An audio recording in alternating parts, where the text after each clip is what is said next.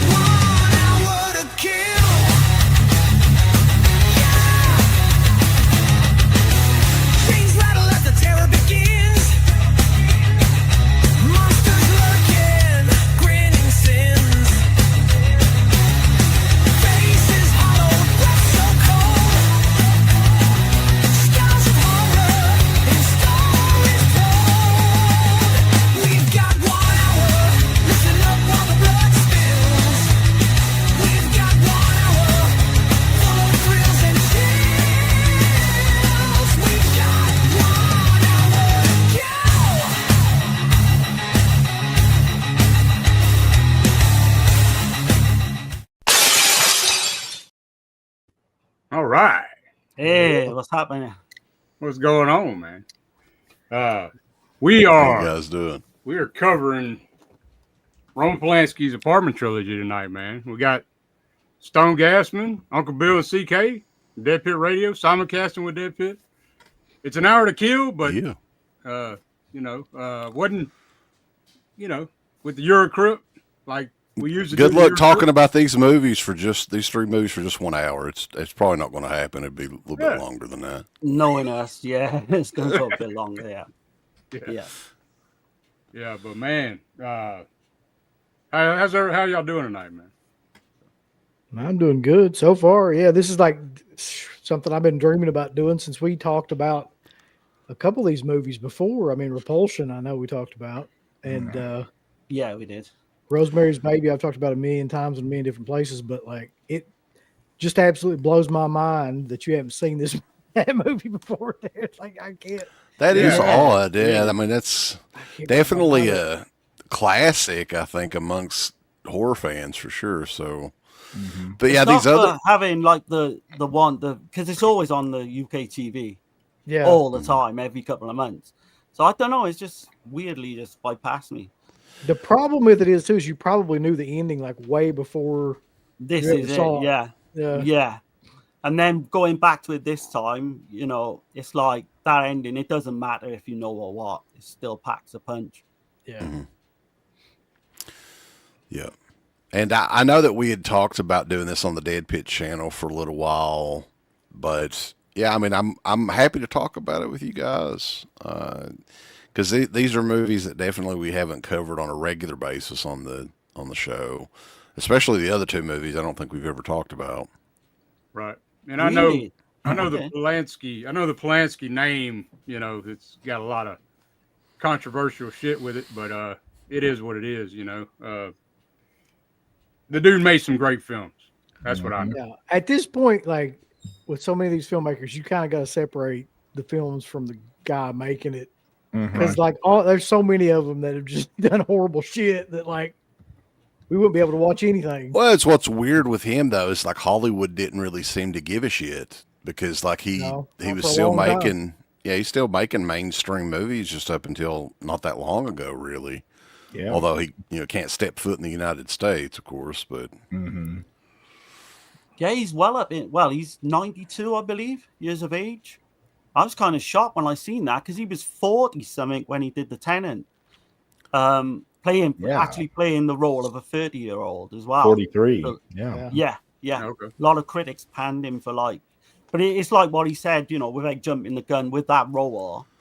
He said, a 30-year-old with all the paranoia and all the stress that he goes through for the movie would look older anyway. So that was his kind of the way he was thinking. Oh yeah. Makes sense. Yeah. Yeah, he's a Look little at- fella too, so Yeah. he can Well, pull man. off younger. If y'all want to get off into Repulsion, man, we can do that. That's, Yeah, that's a hell of a one to start with, isn't it? Oh yeah. Oh yeah. Well, this is his first English language movie too, if I'm not mistaken, right? Mm-hmm. Yeah. His first Carol- movie, of course, was Knife in the Water, which was a Polish film that he made in his native country, and then he went to England to make Repulsion. Mm-hmm. I've heard good things about Knife in the Water, but I've never seen it. It's really good. It Yeah? is actually really good. I would put it up there with Repulsion and The Tenet. Absolutely. Oh, I know about Cul-de-sac too. I still Mhm. haven't seen that one. So, I think the have you got interesting- kind of? Oh, go on. Sorry, Uncle, but go on. I was just going to say, probably the most interesting thing about Repulsion to me, other than her performance, is the fact that like it seems to be completely disconnected now when you watch it as to what you think it's about versus what he said it was about. So to him, it was about like this woman that he knew that had this problem, and she had a problem with men and sex and all these different kind of neuroses and things. And you watch it now, and there's like 1,000 essays on it, and it looks like it's about, trauma it and does. Yeah. all this different kind of like weird sexual trauma, possibly incest, all this different stuff. But that I don't think that was his intention, like, or his thought when he was making it. But it's like, It's kind of ambiguous too, though, right? yeah, well, there's like a million ways you could interpret the film too. Yeah. Like, but Because that you get that when the film starts, you see that picture of that little girl just staring at. You assume that's her dad. You know, never You know what says- direction she's looking at. Yeah. yeah, And the Yeah. way she's looking, it's like you could interpret it. Something happened, or she's just fucked up from the beginning. yeah, or she's just like distancing herself from everybody. Yeah, like from the very beginning. Just that idea too that like there's a theme in this. There's a bunch of themes in this film, but the one thing that keeps going through it is cracks. Like when you in the very beginning of the film, she sees the crack in the sidewalk, and that's kind of the beginning of like shit really starting to go wrong. And then you see the cracks in the actual building. So a lot of people think it's about just somebody's descent, like their psyche kind of crumbling under this stress and stuff. So like I said, there's so many different ways to interpret what this movie is about. But at the heart of it is her performance, which is great. Like it's Yeah, because not much dialogue at all in the No. movie either. No, Catherine Deneuve, is that how you say it? Sure. I I thought it was Catherine Deneuve. or Okay. something Yeah, like that. that's Yeah, what maybe. it is. Maybe, but I mean, It's French though, right? yeah. Sure. yeah, she's very You French. can't so it's ask gotta be Eastern something Kentucky and how to pronounce something in French. It Well, doesn't I'm work. down here at the bottom of the map, so Well, you're in the French Quarter, aren't you? Like, But for a movie from 1965 with some of the stuff that's in this movie, I think that it was way ahead of its time. I can't think of too many other movies that had anything even close to this in 1965. So it is definitely a unique movie for sure. yeah, he's pushing the line, man, with the sexuality in '65. really pushing it. I mean, in '65, you got to think there's the angle where her sister is in a relationship with a married man, shit like that, Yeah, I mean, I think it was like the first. I was looking up some trivia on this. The first orgasm that was passed by the British Film Institute wow. or something like that was in this movie too. On Damn it. film. That- Which, I guess buy the that. moaning and all that, right? Because yeah, I buy that. yeah. yeah, man. It's definitely I mean, it got a pass though. So I was reading where it got a pass because psychoanalysts or whatever they considered it. Mm-hmm. They considered it like legit, like a Oh, yeah. legit tech. But I mean, yeah. And the movie literally opens up with the British Film Classification Approval seal. seal of approval, which I've always liked. They're proud of that. No, trust us. This movie's cool. It's cool. I think they thought it was like a case study almost, that they, Right. like a legitimate kind of like case study. Like this broad is friggin' nuts. Because like back then, I mean, that's what it was really like. That's how they took it. Was there's something wrong with this woman. She was like, cracking up and breaking apart at the seams. I guarantee college professors have shown this to their students. I guarantee it. Now, was this the first time for anybody on Repulsion? No. I think that I had seen it on it basically was the first time because it's probably been 20 plus years ago on like IFC or Sundance or one of those channels, but I never owned it. I think Criterion has it out, right? Oh yeah, most of his stuff's out on Criterion. Oh yeah, but that's the one. Yeah, I mean, I think it's one too that's a lot of rewatchability, right? So I probably, this is one that I'll definitely rewatch again soon. And that Criterion sale's on right now, man. So if anybody's interested, for me, like this. There's not much in all three of these because they're all superb. They're all kind of mini masterpieces in a way.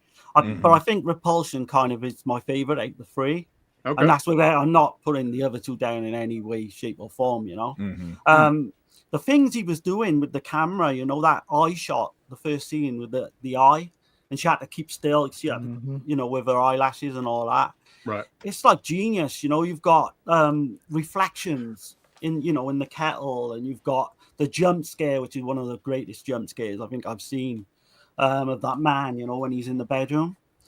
It just blows me away to think that someone could produce a film like this back then, 1965, pretty much what CK said. Yeah, really the first kill just out of nowhere too. It's like snap, right? And then here it comes. Right. One of the things too about those kills that I never noticed until I watched it again was all of them were like self-defense. Like in every one of the people that she kills, like they are basically invading her space in one way or another. Right. And that one dude was really pushy, right? He was really getting himself. The landlord, he's like, look, we can handle this. You ain't got to pay no rent, Well, even what was it? Or I don't know. Did they explain it? Was the character's name Owen or something like that? That was always after from the very beginning of the movie. Oh, man.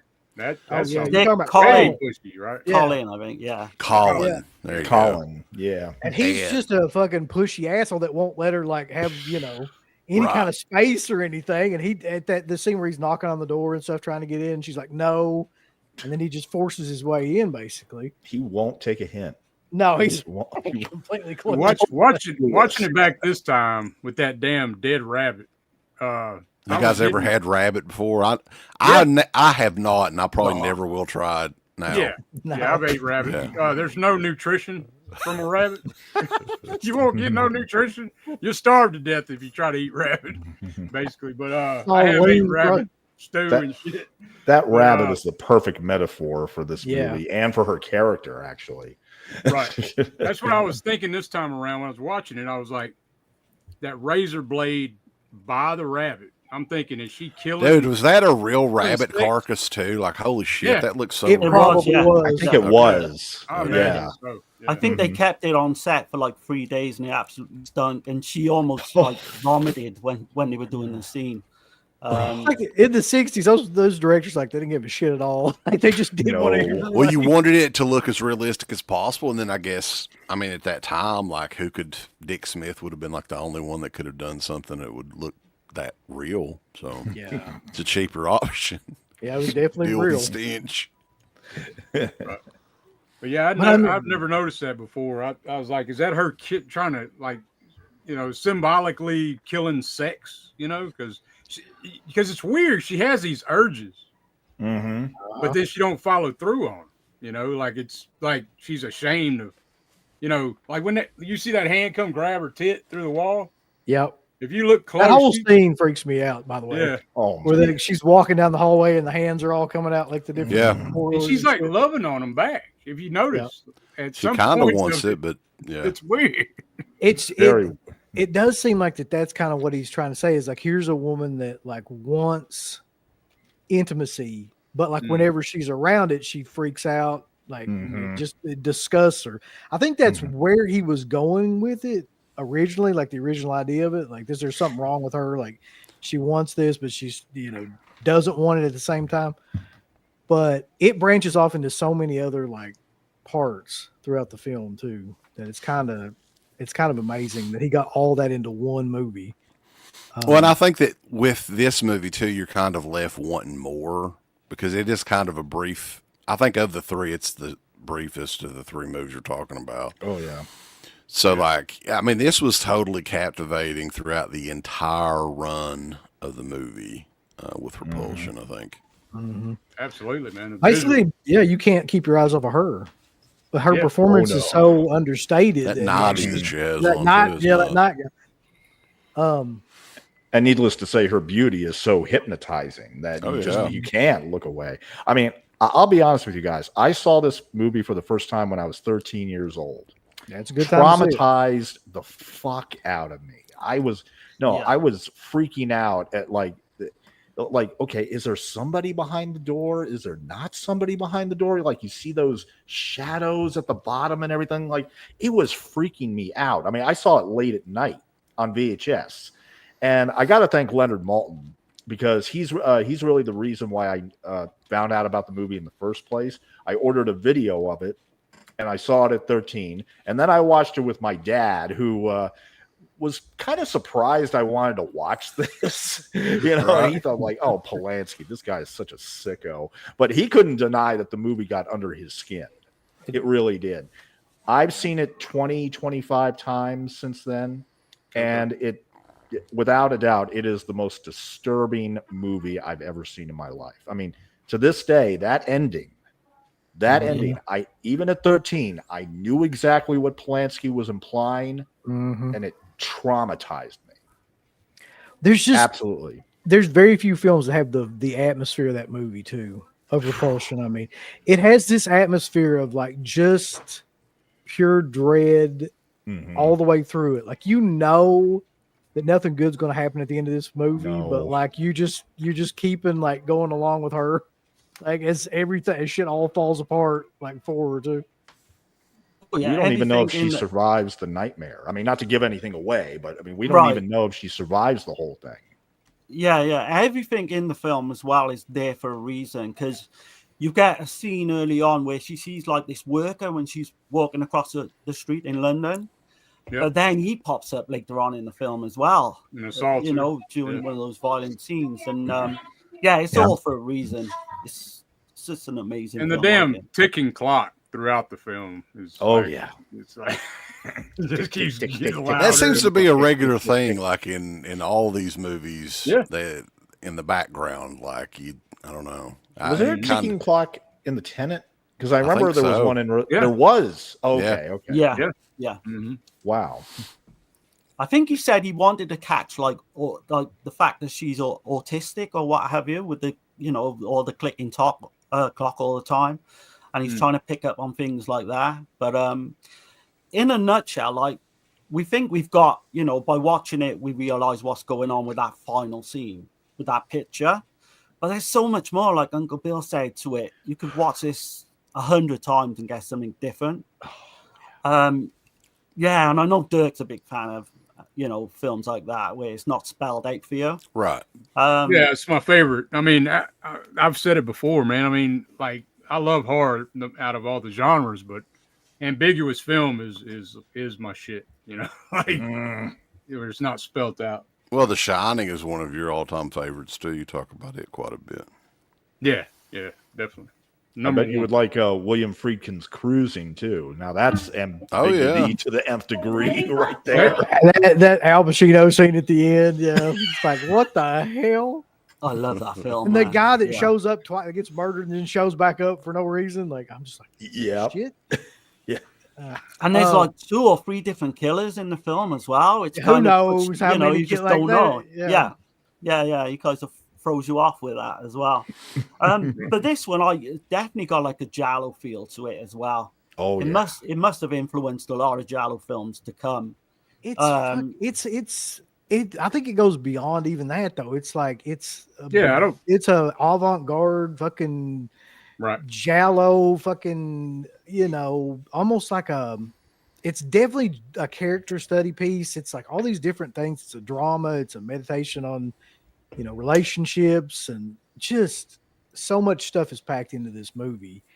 And so in the Tenet too, like, I mean, when we get into the Tenet, there's literally layers upon layers, like of the building and of the actual movie. But like, Repulsion is, I don't know, it might be the most fascinating just because like I said a million times, of her performance, really. Yeah. I mean, that's the key. Like, I don't know. Like, if you cast the wrong girl in that movie totally flops, right? Yeah. She did an amazing job. Did she go on to do much else? Like, I'm not that familiar with the actress. She was nicknamed the Ice Maiden. She ended up being a producer in her own right. Mm-hmm.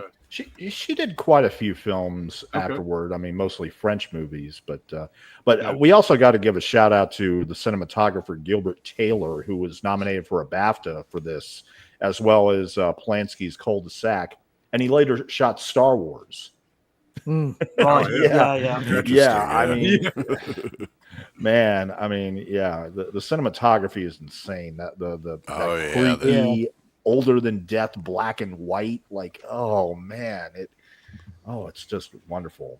Yeah. It's definitely my favorite of the trilogy. Yeah, he shot The Omen as well, and Frenzy. Oh yeah, Hitchcock's Jesus, Frenzy. that's a hell of a resume. Oh, he shot Frenzy too? Alone. Yeah, mm-hmm. Yep. Yeah, man. Yep. He went on. He did Venom as well. Is that the Oliver Reed one in 81? Yeah, he did the Killer Snake Oliver Reed movie. Yeah. Okay. Yeah. He's all over the place then, huh? And Dr. Strangelove for Kubrick. Wow. It's another the black and white in HD too is just fucking like great. I could only imagine what that would be like. A 4K of that or something would be awesome. With regards to her though, she did do The Hunger in 1983. I think that was the one with David Bowie. The first Tony Scott movie. Yeah. I can't remember that film. I mean, I know I've seen it. I just don't remember it. I remember it used to be on. I remember in the video store. I remember that poster art. Shit. It's flawed, but I also like it. It's pretty cool. I mean, it's got a great sex scene with Susan Sarandon and Catherine Deneuve, which is worth the price of admission alone. Mm-hmm. He's like, I got to check it out now. Hard to believe that was Tony Scott's first film, but it was. It really was. Oh, shit. Well, man, I guess everybody's a fan of Repulsion here, man. My favorite of the trilogy, hands down. I think so. Yeah, just about. But I can't say it's my favorite of the three. We'll get into it though. I think that if with a couple more watches, it may be for me as well. But I mean, I've seen Rosemary's Baby so much over the years. Yeah. So I don't think another film really did that. I don't think I've ever seen another film that was like Repulsion. No, there definitely isn't. And that I can think like of. It. Yeah. Nothing else like it. And that in and of itself is amazing. I mean, to still to this day, that it kind of exists singularly. If you want to watch a movie like that, where it's about that kind of weird sexual alienation, there's nothing really like that. And I don't know if you would call it like underrated, but it definitely doesn't get talked about as much as it should. It doesn't. Yeah. Mm-hmm. I don't see this generation watching this movie. Do you? No. Right, that's the thing. Yeah. This definitely couldn't be made today. I know that. No. I don't think it could either. Yeah. I mean, for that time period, you're putting up against the likes of Hitchcock films, which obviously this is completely different to what he does, but maybe, I don't know, maybe got overlooked a little bit by the more popular kind of Hitchcock style thrillers and that. But yeah, I've only seen this about, I'd say, a year or two ago. I think we covered it with Uncle Bill. Yeah. And that was the first time I seen it. So. Oh shit! Okay, I didn't realize that. Yeah. Polanski though is the director, man. You've got. Do you think give it to him. His history kind of hurt. Like nobody really. It's like because some of the themes and stuff in the movie's one thing, but like as far as the issues with him and underage kids and all that came up, do you think like a lot of film, websites and reviewers and everything kind of steer clear of his stuff just because of that? I would imagine now, yeah. Because I was putting the link up on Facebook, and I literally didn't even want to put Roman Polanski's name on there in case you know what people are like on Facebook. He's pretty much been blacklisted across the board now. I mean, the Academy dumped him, and I remember when I was writing for DVD Verdict back in 2008, and then this documentary came out called Roman Polanski Wanted and Desired, which was all about that controversial court case back in '77. And look, I mean, I'm not defending the guy. I think he should have done more time, but at the same time, I also think he got a raw deal. I mean, the judge was basically using his celebrity status for, fame and attention, and he never really got a fair trial, to be perfectly fair. His victim has already forgiven him, and there was like a happy picture with them like a few years ago. They're in regular contact. Apparently, they talk to each other all the time. Yeah, exactly. So I mean, I'll still watch his films without cringing, but I mean, Repulsion though, that really gets to. Well, the other part about Repulsion that's funny when you look at what it seems to be now is how he wanted all throughout that movie for her to get nude. He was pissed off that she wouldn't get nude. He kept trying to get her into like. Well, I can't blame him for that. And I can't blame him for that either, honestly. Yeah, but I mean the idea of the movie being this like feminist kind of meditation, then you find out that behind the scenes he's like get naked like constantly throughout the movie. Like it's just two different kind of. She gave him high praise. I've listened to like commentary with her on there, and she praises the hell out of him for bringing out that performance. Oh yeah. Did anyone pick up again on the resemblance to like Sharon Tate, Catherine Deneuve? I thought they looked. You just said similar. that, but now that you said that, that's a good point. I have too, and that's 4 years later though. Short with Sharon Tate, what happened to her? Oh yeah. Mm-hmm. It was, yeah. Knowing all the shit that went down, and you watch these 3 films, knowing all that, right? Kind of, gives it a bit puts of a different eerie. Shit. It does. It adds to the edge of the films, for sure. Well, I wonder in 1965 too, like what kind of a release this got in the United States. Do you guys know anything about that? About how it may? I mean, I don't know how a movie like this would have played. That's a good question. 60s. I don't either. In 65, yeah. I know the box office did just kind of modest. It didn't do anything really, major. Yeah, I don't know how accurate all that is now anyway, like whatever is on IMDb or whatever, because it was so long ago. Right. It did pretty good though, right? From what I understand. Like it came out in London, in Britain, right? Yeah, in Europe. Yeah, it did like modestly in Europe. I don't know how it did in America. Right. Whether it, probably did a lot better, I would imagine. But yeah, it was on a budget of like £65,000 relatively cheap as well. It's a relatively cheap made film too. So, yeah. $65,000, right? Yeah. Shot in 6 weeks, like fairly quickly as well. Just a woman in her apartment with the special effects from back then too is pretty damn. They were really effective, man. Yeah. How they achieved some of those? Oh my God! All that practical stuff. All practical. You think about how many films now you see with hands coming out the walls, and on this one did it first, really. But I love the setting as well in Kensington, London. It's like all that's still there. I think the actual apartment block has been knocked down, but you can see the tube station in the background in one scene. All that looks exactly the same as it does now. Did you obviously being from the UK? I love all the London. Did you catch Polanski's cameo in the street band? Yeah, wasn't he one of the buskers of it? Yeah. They were real as well, those buskers, obviously. Yeah. Spoons and shit. And, yeah. spoon player, man. There's not enough of them anymore. Yeah. Yeah, that's a Oh hidden, man, that's a hidden art That's an form. art. Yeah, that's a lost art for sure. But it was originally rated X as well, and they had I believe cuts. that. Why? The razor I scene. mean, is that Yeah. it? The razor scene? Yeah. I think it was a razor scene, and people took Well, offense at the rotting rabbit as well. I would apparently. imagine some of the other shit that's going on too, like the The implication. The rape Yeah. scene and yeah. Yeah. It's a lot of Well, if any of you guys, since this is the apartment trilogy, any of you guys lived in apartments over the years? I used to live in a I I used to live in a Yeah. duplex when I was growing up. Okay. Yeah, the first, I mean, it was not an apartment building, but it was a set of apartments lined up. And yeah, my wife and I, that was the first place that we got was an apartment. But I think also anybody that has experienced that sort of deal can relate to things that go on in all of these movies. Because it happens all the time. well, especially the Oh, yeah. tenant. Yeah, if you've ever lived in an apartment Yes. a lot with other people, then the tenant is like your worst nightmare come true. Yeah.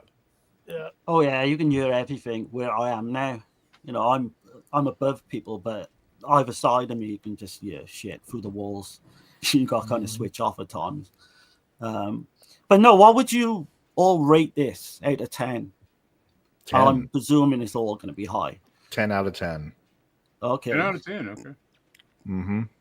One of the best films of the 1960s, period. I'm I think so. inclined to agree with you. I give it an 8. Okay. All right. Yeah. Have you Only seen it because- a lot, Uncle Bill, or do you think that could go higher in time? Yeah, I mean anything. It just depends on like when you watch it, like what kind of mood you're in, like how old you are at the time. Like, yeah. Right. Yeah. But I'm only giving it an 8 because I'm going to give like another movie on here a 10, 10 in a second. So Okay. Yeah. Well, I mean, you can't plus- you can rank both of them a 10. But plus, though, it depends on what you're comparing it to, too. Are you comparing it to movies of like the 60s and 70s? You comparing it to movies now? Because if you're comparing it to movies now, it's like an 11.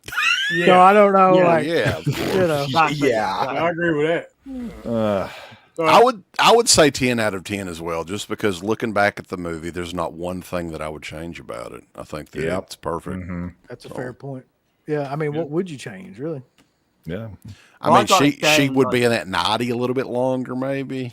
Yeah, a few more new scenes. Yeah. But other But than for, that, for me, I got it 9.5. But like CK just said, I can't really see why it shouldn't be a 10. So I'll just go out all out. It's a 10.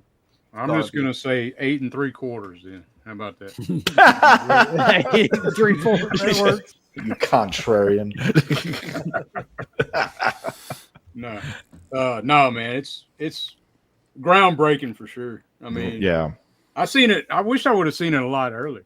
And like, Oh, I yeah. mean, yeah. When you were 13? Oh, shit. yeah, I didn't see it when I was 13. Oh, man. the thing about this too is, and it's important to say, this is a movie that I think everyone, not even horror movie fans, would appreciate and say, hey, this is a solid movie. The reason I say that is my wife watched it with me and she was like, oh, that was pretty good. Right? Okay. So Yeah. I think that this is, I mean, there's some crazy shit in it for sure, but it's so well done and everything. And there's nothing like too ridiculous in it compared to a lot of other shit we watch. But yeah, I mean, I think that this is one that semi-safe with your significant other, maybe. Let me ask y'all a question. Would you consider this a horror movie? I'd say Yeah. yeah. Psychological horror. Psychological. Psychological. horror, yeah. I'd also say it's also other things too. Like you said earlier, like character study on the psyche, you know. Oh, just yeah. Fucking you could show this to students, you know, or some shit like Did anybody attempt a remake of this yet? No. How would you do that? Like, yeah. think about that now. I'm just, well, I mean, Tarantino trying to remake this shit. Don't give anybody any ideas. Come on. Rob Zombie remakes it. Yeah. Oh, my Oh, we're gonna get shit. Sherry in it, yeah.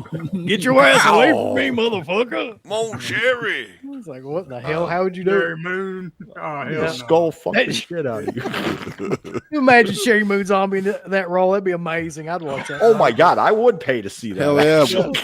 actually. William Forsythe would be the landlord. Oh God. Oh, I think that's a genius idea. Really, he should Hell do yeah. that. Mm. They did with the next one, didn't they? They tried to remake the next one, Rosemary's Baby. I think it's definitely had at least one remake. In I the haven't seen it. 2000s. There's Yeah, I've a not seen it. I think it was I won't see it. 2014. there's a Oh, made-for-TV sequel called "Look What's Happened to Rosemary's Baby" with Patty Duke, who was originally Of course, Peyton. she was originally considered for Rosemary when they Okay. were. Are we going into Rosemary's Baby now? We might. As good a time as Yeah, any. all right. Yeah. That would be Yeah. the next one chronologically. I mean, of these three, wouldn't it? Like 69, Yeah. I think. Now this one here, I did see very young, and I'd say Oh. this is a pioneer film. I did too. of horror in general, like with the occult, kind of satanic panic. I think it started it. You know, That's what I was thinking. Yeah, was there anything really like around this time period before? Because this was like pre-Exorcist. That's what and I wanted to Omen ask and you. all that.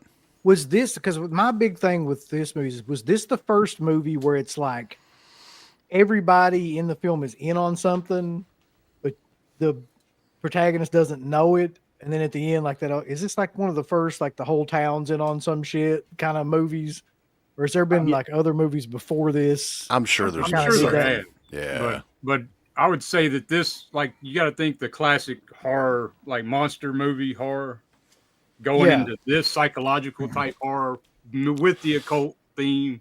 Conspiracy kind of like theme where like What I always thought was weird about this too is William Castle produced this movie. Yeah. That's just so Bill odd. Castle. And he wanted to direct it too, but it was like, Paramount head Evans didn't want him to do it, like for some reason.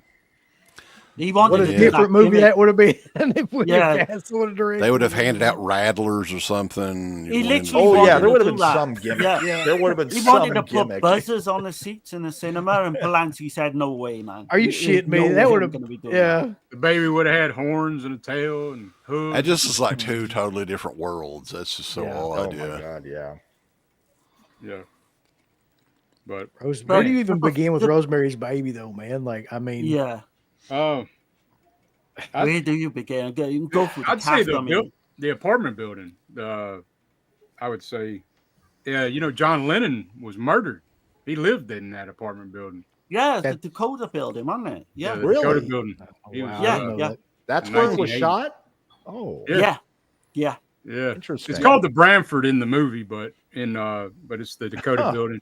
And they said they couldn't pick any other building, that it was like the creepiest looking building out of all of New York to shoot the film.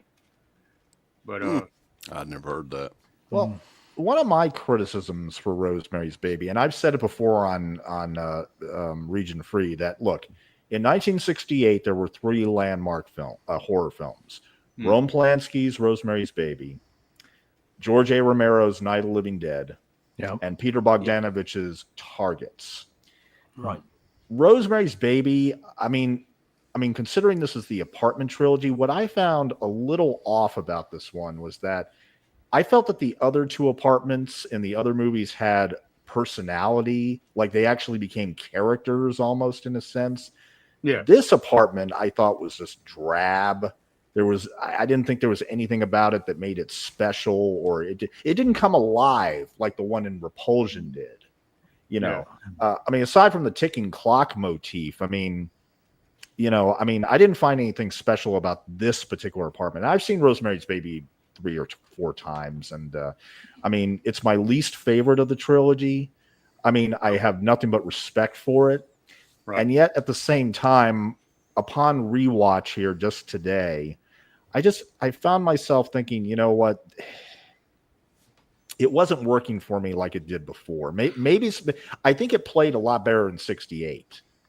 Well, to me, it's like Fulci Zombie. If I could use like something that if people haven't seen all these movies, they might understand, because Fulci Zombie is the most accessible of all of the movies. And there's something about Rosemary's Baby that's the most accessible. Like it seems to be made Well, they somehow or re-release another. it more and more. Like there's more editions that come out from tons of different companies and everything, right? It's got that. It does have kind of like that William Castle kind of like shock value shit added into it that's more kind of over the top than the other two movies that we're going to talk about. Well, it's definitely like the setting. I don't think is super important in this one, rather than the neighbors themselves and the characters in the movie. Oh yeah. The character. That's definitely this movie though. Like all of the different people that are in the apartment, and that's the movie really. Like it doesn't. You're right. I don't think it necessarily has that much to do with the place as these other. And the Dark Lord impregnating a lady too. Right. Which man, I thought I heard a rumor. I heard a rumor for years that was Anton LaVey in the devil costume. Anton LaVey, the guy that started Church of Satan or whatever. And it turns out that it's not. But I mean, he did say that he thanked the film for bringing people to the Church of Satan. I was like, what the hell? Jesus. Like, that's one of his quotes. And they had the shit, they had lobby posters and shit. He was God. He was recruiting people with this damn movie. I was like, what the hell? But, ain't it weird as well? Like, Roman Polanski features a lot of rape, certainly in these first two. Knowing what happened as well afterwards. It's crazy because he's trying to tell us something. You know what I mean? Raped by the devil. I mean, and the odd part about it is, like, in this film, she's kind of like symbolically raped by all these people that keep coming into the apartment. And putting shit in her food and putting stuff in her drinks and like chocolate mousse. Telling her what to do. Like, just, no. And like, do you think, because I've heard this too, like people look at this film like that at some point she has left reality. That I think so. Like by the time look at it that way too, Yeah. Like that all the cult people is all in her own damn mind kind of shit. Oh yeah. But however which way you want to look at it, but I don't know. I think there's something about that in each one of these movies where you could interpret it as like these people, who knows if this shit's really going on or if they're just like they going just off the deep lost their end, mind. Oh yeah. Oh yeah. But in terms of the cast, man, like Mia Farrow, obviously outstanding performance. But for me, the performance of the film is Ruth Gordon. Yeah, it is. She plays Minnie Casa. Yeah, I mean, she won the Oscar for best supporting role. She did. Amazing, just that old, Well, I always like the fact too that just these regular looking people are Satanists. Like, how creepy is that? Like, how you would never, they're worshiping the Dark Lord, if you will, right? That's the best. Look like somebody's granny. Yeah, that's the best part of the film is you got no idea. At least no idea that that's what they're all up to. They just seem like they're really kind of persistent and really want to look after her. But that's the best part. They're all just normal, everyday people, and that's how it really is too. The lullaby at the beginning. That's Mia Farrow. Singing. Yeah. That's Mia Farrow doing that lullaby. La la la la. Yeah, like a Dario Argento film, isn't it? But do you think so? Like the husband, or the guy played by John Cassavetes. When do you think it all happened with the with the neighbors? Do you think it happened before and it was all planned out? I always thought it was before. To visit the neighbors, because he visits the one guy, doesn't he, late at night, and he says to her, "Oh, you don't have to come if you don't want." Do you think that's when it all kind of went into motion? I think it's before, because like at one part of the film they say that that he's been orchestrating this. He chose you out of all the women in the world and all this shit, right? Yeah. So I think it's when John Cassavetes gets the second piece of cake. Okay. Right. I think it's when he goes back, doesn't he? And he's listening to all these stories from the old guy. And he's money hungry any damn way. Oh yeah. He's trying to be he does initially befriend the older couple and go in there more than she does. And I think a lot of people got a problem with this film because it is the prototype slow burn film. Yes. Oh yeah. That's true, definitely. Yeah. I know a lot of people can't deal with slow burn movies. They got, I don't know. It's just. Well, I was surprised the demonic rape didn't happen until the 46-minute mark. I thought that would have been more like the 30-minute mark, because that's when usually the inciting incident of a movie happens and we go into act 2. Like it happens late. They build this up. Right. But that's the great part about it too, though. Like everybody is kind of complicit in it. Like the doctor, you know, Charles him, Grodin. Yeah. I laughed. Yeah. Everybody. Just because Grodin's later comedy roles, I mean, I just couldn't help it. Charles. He was in Clifford, wasn't he? Well, Ralph he came from the Bellamy stage. too. He did a lot of drama on the stage, you know, and at this time, you know, the casting was fine. But I mean, like, but then you think of movies later like Midnight Run and Beethoven, you know. Beethoven, that's what it was. Yeah. Man, So he was hilarious. William Castle, he did get up. He did team up with Anton LaVey, and they did like screenings and They were a shit. superhero duo. Yeah. They did screenings, and so here's a quote from Anton LaVey. He said Rosemary's Baby did for the Church of Satan what the Birth of a Nation did for the Ku Klux Klan. Oh, wonderful. My God. That's a great quote. Yeah. I was like, Let me ask you a question though. What about this movie would make you want to join the Church of Satan? Like, it's not glamorizing it really. Like, no, not at all. No, you got to wear this stinky ass necklace and shit. You know, I don't know. But what I like about this as well, it gives you clues all the way through. Because I didn't know, I seen it, I knew the ending anyway. I'd love to have seen it without knowing. Oh, yeah. But the clues, you know, you've got the book early on, you've got the witchcraft and, you know, all the stuff that was going on in that apartment over the years. You know, you've got the dead baby found in the basement. You've got the sisters or whatever, the eating children, including their niece and all that. The backstory and the writing is like on point for this one, I think. Mm-hmm. But it just gives you the odd clue, and all the way through, like you say, it's a slow burn. But by the time you get to that ending, man, and they don't show too much of that ending as well. You don't get that's what I love about baby, which is well, great. this one, the acting and everything is so well done in it.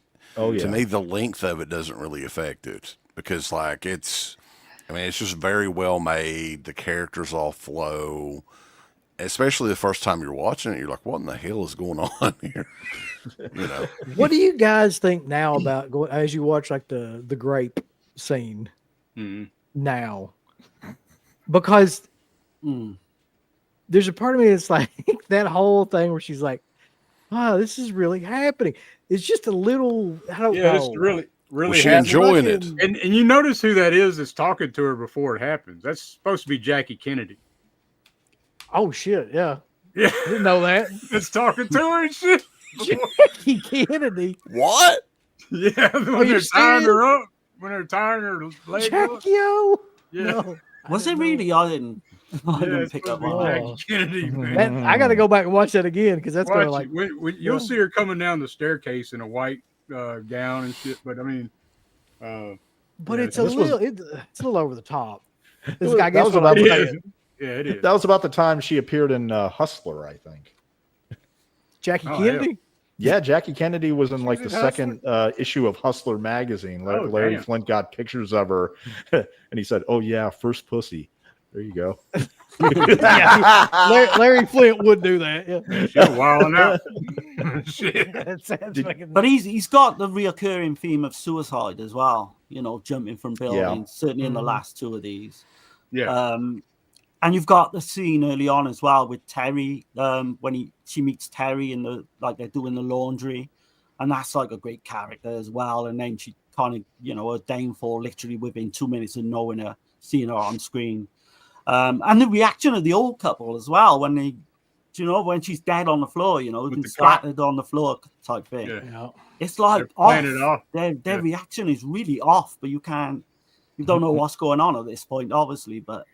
Yeah, it's such a great film. Speaking man. of reactions, so one of my favorite parts of this movie is the way that he filmed the end scene where like she finds out what's going on and everybody's like coming up to her and stuff. And it's like from her perspective, it's all like back and forth, kind of like with them walking up to her, you know, and the camera is just like kind of like some sort of camera effect that they've got going on.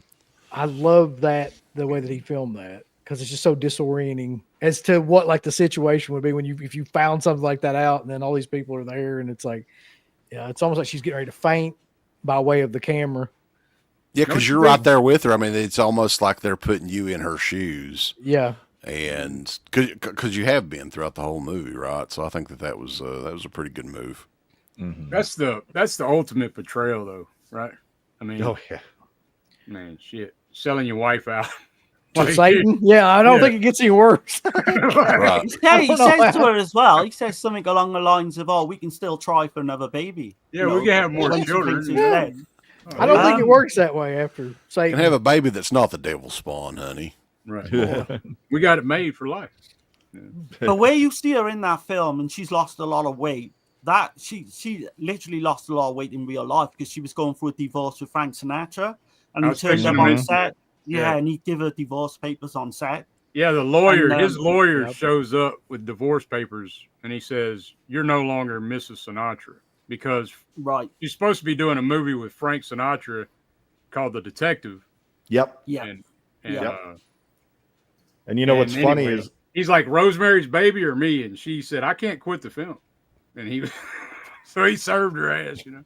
And you know what's funny is that the sequel to The Detective was going to be called Nothing Lasts Forever, but that's what became Die Hard. Oh shit! And a true story, when they were going into production on Die Hard, contractually, they had to go to Frank Sinatra and offer him the role first, but he wisely turned it down. Can try to imagine Sinatra in that role. I can't. No way. True story. Absolute true story. Oh, man. Did you guys catch William Castle's cameo? I did. Yep. When she's in the guy phone outside booth. the phone booth. Yeah. Mm-hmm. Yeah. You see him with his cigar. Sharon Tate appeared at the party. Oh shit. And the guy that went blind that was talking on the phone, that was Tony Curtis. Oh hell. I didn't see that at all. Yeah. Nice little cameos in it. I don't think Polanski himself appears anywhere though. I didn't see him. I haven't seen him. Yeah. Mm-hmm. But there's a scene in this. Have you all seen? I think also you've seen All the Colors of the Dark with your Martini. Mm-hmm. And then there's a scene very similar, and they're like Short Night of Glass Doors as well. It's got that vibe going. But this film must have been copied 1,000 times. Oh, yeah, 100%. Yeah. And then without this film, you don't have The Exorcist, and you don't have The Omen. Yeah, exactly. I'm even thinking about like something like Dead and Buried, where like the whole town is, in on this thing that. I feel like that concept has been copied 1 million times now. Oh, in 1 million different horror movies. Oh yeah. I mean, I can't think of one before. I can't either, but I mean, there may have been. It's just not coming to me about like what Invasion of the Body Snatchers. Yeah, maybe that. Yeah. Yeah, I guess you're right. Yeah, but I mean, they 50s. Okay. But it's not. But it don't have the satanic thing going on. Right. Exactly. Yeah. Yeah. And when we're like, because they were kind of taking over, right, at that point. Yeah, they were taking over. I mean, so just when we're like, it's a town full of people that are. They appear to be normal. Basically. Yeah, they're like emotionless duplicates. Yeah, or even something like the Black Cat from 1934. I mean that's like an early example, I guess. I can't remember if we watched that. I can't remember either. We watched like a lot of recent like 30s movies, but yeah. Right. But Rosemary's Baby, I think it was the very first mainstream studio movie that definitely had that idea. Probably. Now, have you guys ever read Ira Levin's book? No. But I heard it's word for word. Like Polanski said, he didn't have to do much to the script. So he was very faithful, from what I understand.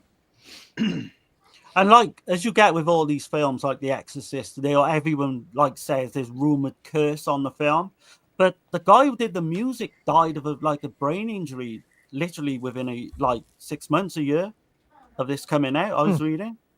Oh damn! And he's got like a really weird name, so I didn't want to try and pronounce it. But Kazuki Komenda, I think it is, the composer, died really weirdly, like pretty recently after the film was released as well. But there's all the stories about people when you go through a big production, you're going to get deaths in families, and and all that. But this was literally 6 weeks. So, unlike The Exorcist, that was done pretty much over a year. But I think that was kind of weird. Have you noticed as well with the pixie haircut? She cut that herself, and I think she like got Vidal Sassoon to like kind of trim it up a bit, and that became a big haircut because of this film. Like became popular, and the pixie cut in the late 60s as well, swinging 60s. So this film is superb, man. I'd say it like also. I mean, it's more serious horror until you get to the very end, but I'd say it's disturbing, man. Yeah. It really is. Well, yeah, when you get to the idea of it, like that was unheard of probably for that time. Right. I mean, it's just fucking crazy. It still cracks me up the end of the movie, and I love it. And they're all like, "Hail Satan!" It seems Satan.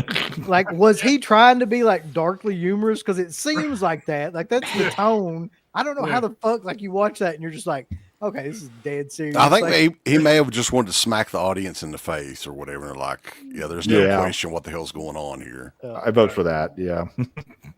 Surely, he definitely did that. There's no room left for like that you didn't understand what was going on by the end of that movie. Do you think the Wicker Man was kind of influenced by this? Has to have been, surely. For sure, yeah, for sure. Yeah, with all the it was only like what being in on everything 4 or 5 years later, maybe, or something like that. Yeah, 73. Yeah. I'm glad you don't really see a whole lot of the devil, and you don't see the. Baby at all. You don't need to though, do you? Don't need to. That would have cheapened the film that you don't for see. Me. Yeah. Do you ever notice that like all these movies, it's the apartment trilogy, of course, they're all set in like basically one location. They would work perfectly as like a Broadway. Has any of these movies been like on Broadway or off Broadway plays or anything? Because it would be pretty easy to do. Yeah. That's true. Not heard of nothing. Stone would know better than Rosemary's Baby would definitely, I think, be a huge one if they would do it. Like in New York. I don't know. I mean, all I know is that this movie, unlike the other two, has spawned a franchise. I mean, I didn't see that prequel film from last year. What was it, Apartment 7A or something like that? Yeah, I heard about that. Yeah, and there was a mini series in 2014, but that didn't do well either. Yeah, that was kind of the remake I was referring to, but it was a mini series. Yeah. With regards to like the lead role, apparently Jane Fonda and Shirley MacLaine were going to be up for that. And I'm glad they didn't. I'm glad. You just can't. Yeah. Yeah, you could. Yeah, there's no way you could. You can't replace me. Robert Redford was cast as Guy, and he was all ready to do the film, but then something come up with scheduling, and he couldn't do it. I think Cassavetes is great in this as well, mind. Oh yeah. I've not seen too much of him, but it would have been a totally different film with Redford though, because he was like a, pretty huge, like a pinup, wasn't he, in a heartthrob type thing? Yeah. I honestly think if he was in it, that may have hurt it, just his name being attached to it, right? Yeah. The unbelievability factor. Yeah. But the conspiracy theories too with this film and the Tate murder, a year later. It's one hell of a coincidence, isn't it? Let's be honest. Pretty wild. The baby, also the baby is born in the film. The baby's born on June 6, 1966. So. Okay. So do you think the Manson family got to see this? I know obviously it was a very famous film and it was in the newspapers and all that. So they'd obviously heard about it, that's for sure. Because it makes you wonder, like, with the whole leave something witchy, comment that Manson made, and leave something witchy. What do you say? The baby, obviously, she's pregnant. She's almost gonna, due to drop as well. Sharon Tate. It's weird, man, how coincidental all this shit is. Makes you think if you look into that Manson case. Yeah. Go ahead, sorry. Oh yeah, what's absolutely insane with the whole Manson thing is that, of course, Sharon Tate, she did a huge movie for 20th Century Fox right before that called Valley of the Dolls, which was based on the #1 best-selling book of '66, and then she gets murdered, And then 6 weeks after her murder by the Manson family, Roger Ebert writes Beyond the Valley of the Dolls, which spoofs the original book, and that concludes with a Manson massacre. Okay. Shit. 20th Century Fox bought it. That's all I can say. Yeah, man. Yeah, that's crazy. Yeah. No, the idea that Manson watched this movie is just so fucking weird to me. Yeah. I can't. I don't know how much shit Manson actually watched. They're all film dropping wise. acid and watching Rosemary's Baby. Yeah, I think more than likely they're just aware of the film, wouldn't they? Because it would have been Yeah. everywhere, wouldn't it? It would have been literally newspapers and TV and all that. But yeah, man, scary shit. Did Spawn Ranch even have, like, I guess they had TVs and shit up there, didn't they? Or like, Yeah. did they But, have I an mean, it ability to wouldn't like do Well, anything? the timing of there would have been a really short time frame, right, for them to watch it. Right. It wouldn't have been out on TV yet. Oh no, but I mean just to know about it, like through ads or anything like that. Yeah. Right. Without going on a tangent, like, but do you think the Manson murders was literally just wasn't planned or anything, and they didn't know the Shaman tape was there? It's hard to say because I mean I've heard some crazy recent shit about Manson. that Netflix stuff where they're trying to say that he was part of the CIA and all this shit. The CIA pulled him out of prison. I don't think old Charlie was capable of doing anything for the CIA. I feel like they're stretching things a little bit nowadays to make. Wasn't there like some music producer that turned Charlie down? That's what I heard. Yeah. And he was rumored to be living there. Obviously, that's the most. Polanski moved in, but That's the most likely kind of thing, is he still thought they were living there. That guy was living there and just fucking got messed up. It's always fun to think there's a conspiracy behind everything, though, right? I mean, it happens a lot these days. Because I guess the main thing, because Roman wasn't there that night. You know that, so everybody's looking at him like, "What the hell?" So this is where, like, so I was doing a bit of research, and apparently it's all over the internet. So Polanski used to literally film Sharon Tate having sex with different men. Have any of you guys heard about this? Nope. I wouldn't doubt. New to me. Yeah, and again, I don't know how true. I mean, does it surprise me? No, not with him. No, I mean, it's not surprising, no. And he didn't want her to have a baby either. He wasn't too thrilled that she was pregnant. So yeah, I mean, you can delve deep into that, get a chance on your own. But I was reading up some shit. Yeah, that's not good. He's not held in a good light anyway, but this makes it even worse for him, I think. As an addendum, can I just say, I mean, not to take anything away from Mia Farrow's performance, but I think regarding the entire Woody Allen scandal, I think that was all lies on her part. I think she herself has turned into the fucking devil. Because when you read everything about how she abused her kids and used them for attention and everything, yeah, I mean, I think that she totally brainwashed her daughter and coached her to say all these lies about Woody Allen. And what I find irony of ironies is that, you know, she accuses Woody Allen of being a child molester, yet she still praises Roman Polanski to this day. Irony on top of irony. Didn't he run off with the nanny, was it, or something, or other? He married the adopted daughter of Mia Farrow and Andre Previn. She was never his daughter, adopted or otherwise, and he didn't even serve as a surrogate father to her. In fact, I mean, they barely had any kind of connection. You know, I mean, after it was like it was when she was like a late teenager that Mia suggested to Woody, I'll take her to some basketball games. You know, just, you know, and they didn't start a relationship till she was in college. So what was the age difference, do you know, between her and Woody Allen? She was like 59 and he was like 21. She was like 21. Yeah. Okay, so yeah. Yeah. But yeah, I don't believe that Woody Allen did any of those things to you know, I think Mia Farrow just made it all up just because she was a woman scorned. Right, and Woody Allen, he didn't do time or anything, did he? He was never convicted of anything, because I mean, I remember seeing something.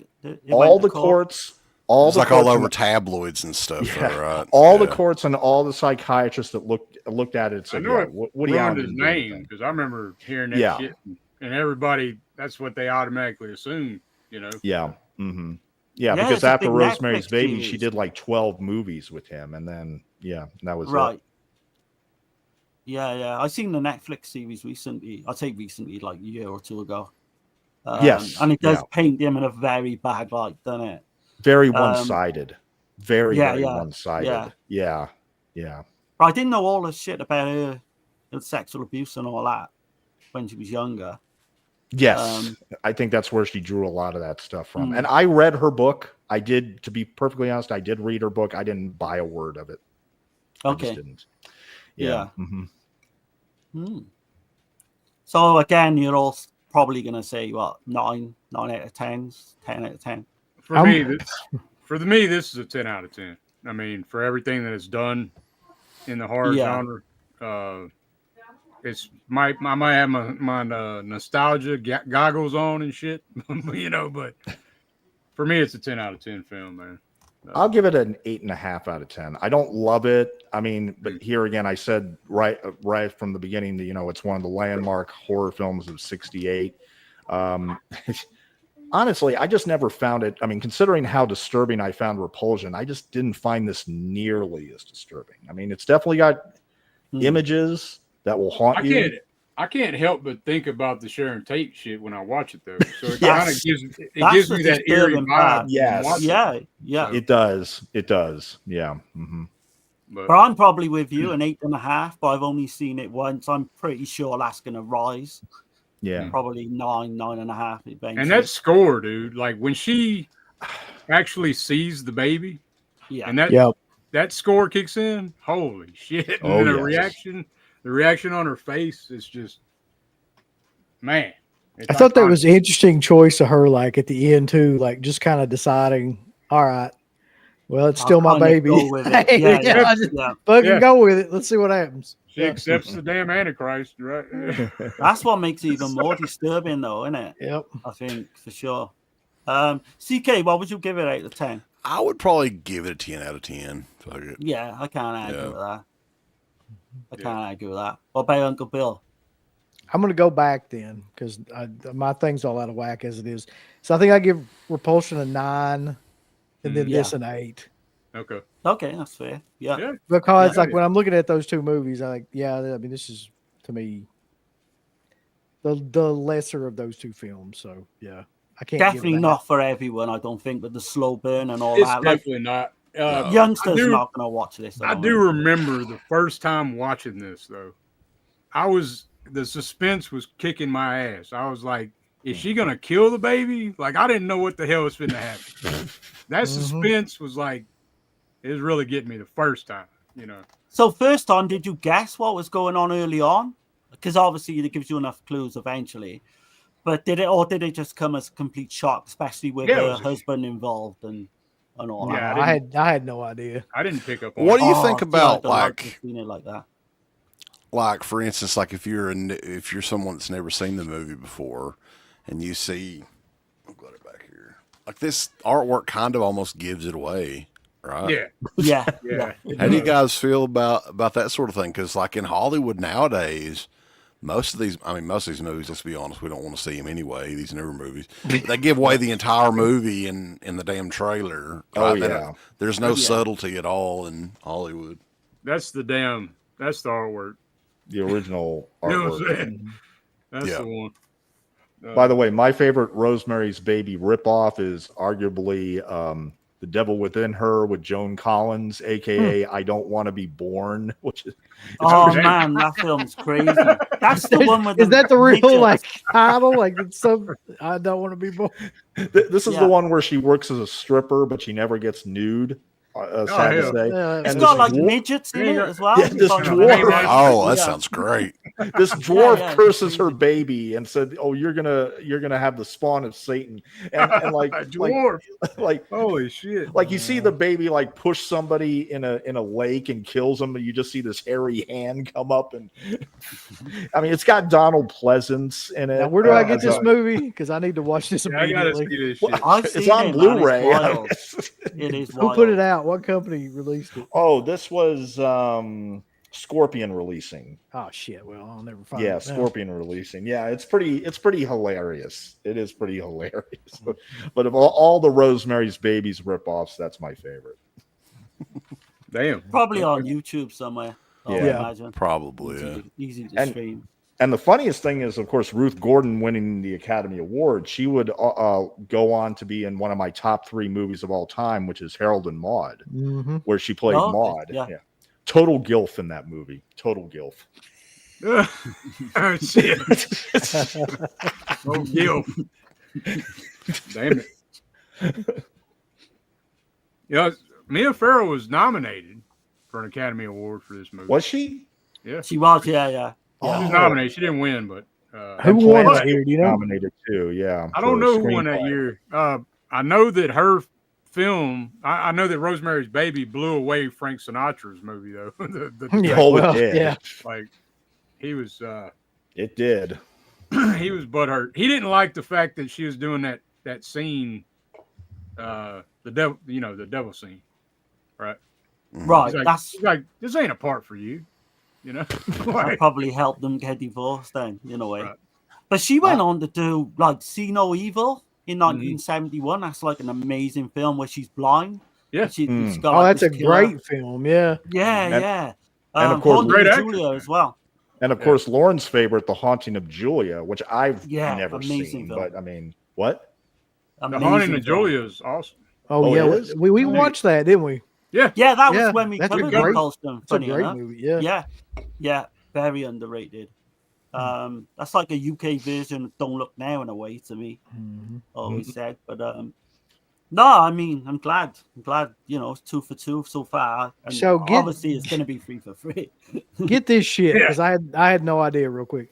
But Right. 1969, Katharine Hepburn and Barbara Streisand tied for Best Actress. Yep. So Mhm. Katharine Hepburn for The Lion in Winter and Streisand for Funny Girl. Funny That's Girl. That's who Yes. won. Oh, So shit. that's depressing.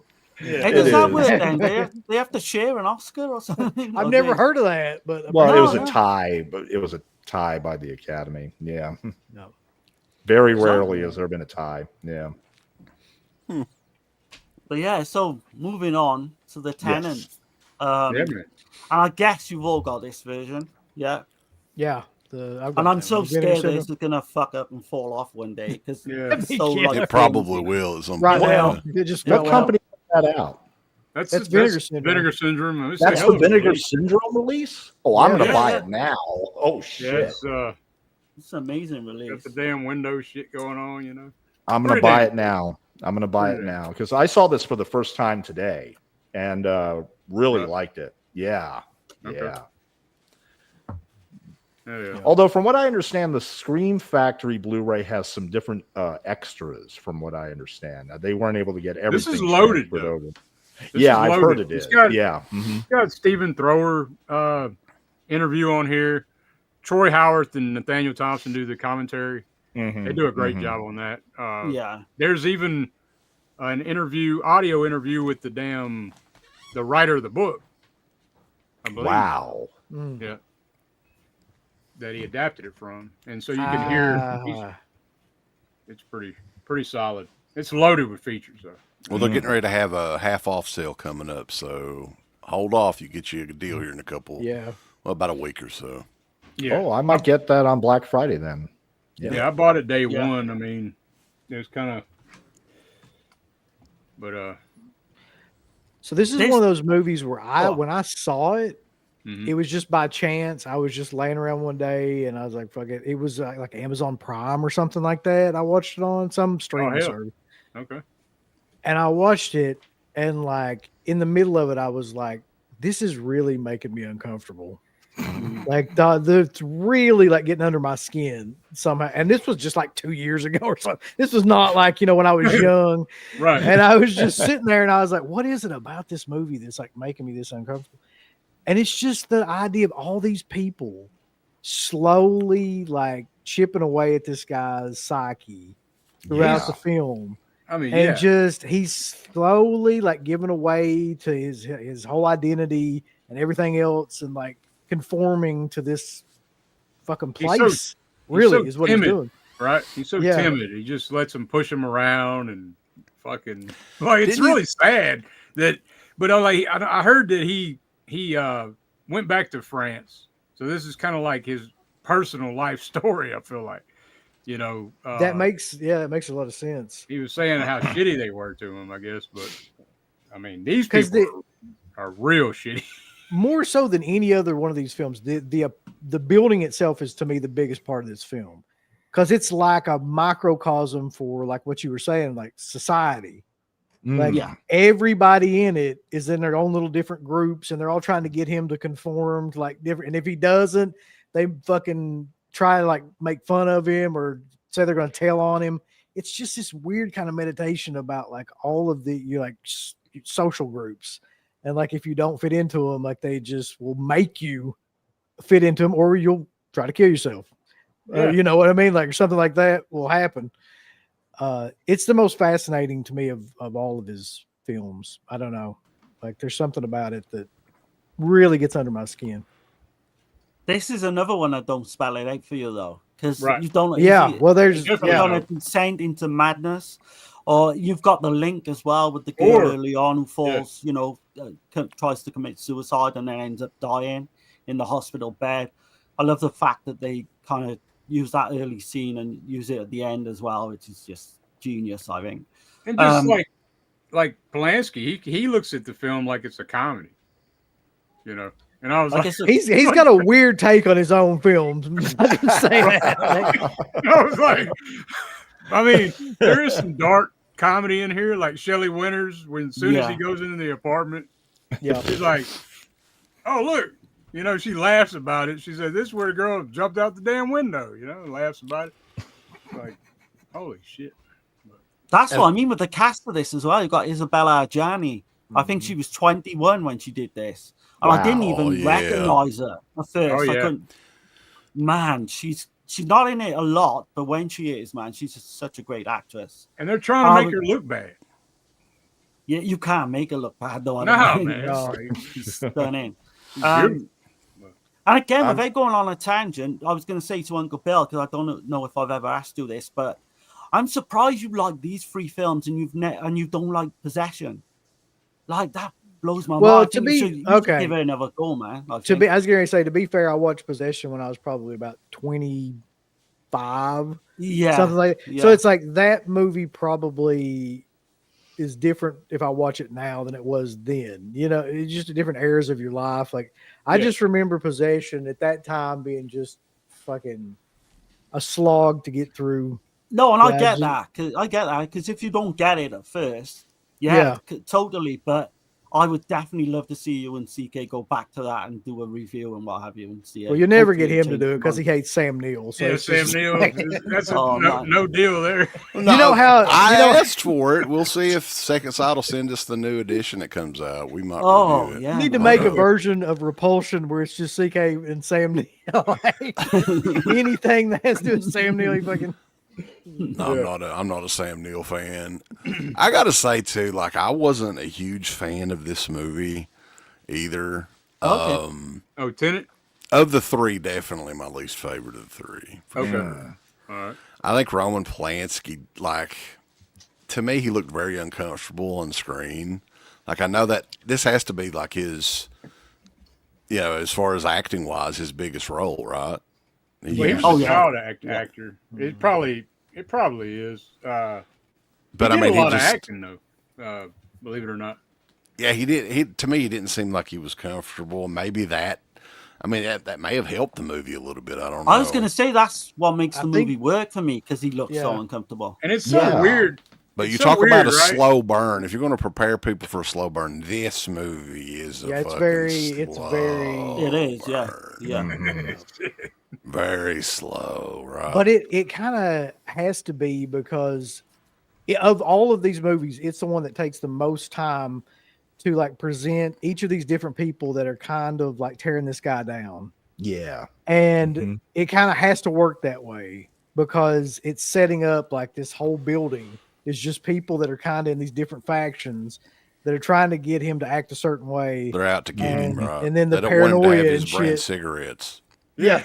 Well, the shit like with the hot Marlboros. chocolate, man. Yeah. I don't know if you picked up. It, boy. Yeah, the guy that's Marlboros, doing the bulls. Everybody loves Marlboros here in Everybody- Eastern Kentucky. That's like that's the Cadillac of cigarettes here in Appalachia, bulls. Yeah.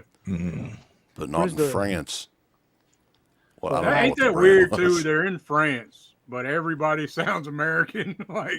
Weirdly, yeah. I Yeah. think there was some dubbing going on too, like He in some dubbed scenes. I everybody. didn't find it distracting, but You can see their mouths not moving. They don't Yeah. sync up. So yeah. I think he did it on purpose, actually. He's a damn auteur. Also, like, You know Yeah, what I mean? would you guys rent an apartment where there was like shared toilet? I would not. That'd be the deal Oh, breaker. hell for me. no. Right, Hell, I was gonna say, right, You what's the gotta deal? get up in the middle of the night and shit, man. What I was didn't the even think deal about with that? Where they just stand in this toilet for like hours on end? What Yeah. was And he did got you the work out perfect why, view. or- He's got Yeah. the perfect view to watch everybody Yeah, do their yeah. thing, right? Is And there like a reason that happened that I missed, or what? He's got Or the is it group just- of friends there where that one dude's just fine pissing in the fucking kitchen sink or what. Yeah. Oh man, I'm like, what the All hell? those obnoxious friends, haven't he? Like the Let's worst piss on your friends dishes, ever. buddy. That must be a Yeah. French Yeah, yeah. thing. You just piss in the dishes. Right. He goes to his buddy's house and he's like, "Let me show you how to do it, buddy." And then I'd piss in a puts on that bottle before I piss in annoying the ass sink. music. The neighbor Piss comes piss over. out the window. You can do it too. Yeah, there you Right. go. Yeah. It goes down the hole where the woman made fell through. Yeah. Oh, but I always about thought it The- was. the- Oh, go ahead. Go on, you're good. You're I was good. going to say, what about the woman with the drizzling shits in front of everybody's door? Yeah, that was a weird scene, man. And then he goes and fucking cleans it up, so it doesn't implicate him. I think No, they'll he think puts it's some him. in front of his door. That's what Yeah, he did. well, yeah, to he try put it and in front of his door not, too. Like, not get the blame. He don't get blamed for it. Everything about the movie is about conforming, like Right. how Yes. slowly you have to conform. Otherwise, like that's what the real jux of the movie is about. And just like he's a foreigner too, Mhm. like in the movie Yeah. as well. Like he's Yeah. not in, and that's kind of made mention of a couple of times throughout the movie too. Yeah. He keeps by different telling people. everybody he says, "I'm a French citizen." Yeah, They're I'm like, a Pole he's in like, yeah, but Paris. he's yeah. I'm a Pole in Paris. Yep. I did like the relationship with him and the landlord, the old man or whatever. Yeah, Melvin That's one of the Douglas. yeah. Yeah, That's one of the that best was parts. that was pretty good. Melvin. That's the guy from the Changeling, isn't it? The older guy in the Yes, Changeling. one of my He's favorite a- horror films, Right. and Yeah, I he love that actually he's Great won film. 2 Oscars. He won an Oscar for HUD, and he also won for Being There with Peter Sellers. And he's Yeah. actually the grandfather of Ileana Douglas, the Huh. actress. Yes, I didn't know that. Oh, okay. yeah. I like when he first knocks on his door though, and that woman's like, "We don't give donations."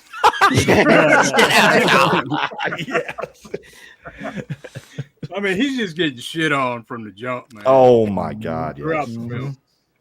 That scene in the hospital as well early on is disturbing, isn't it? When It they is. go, he just go for no reason at all. He just wants to find out if this woman's gonna die so he can get the So he can get her apartment. shit. Yeah. But then he turns up in the hospital, and then you've got the whole just screaming out. It's just fucking disturbing, man. Somebody has to die for somebody to get into this place, which I Yeah, always thought was an yeah. interesting.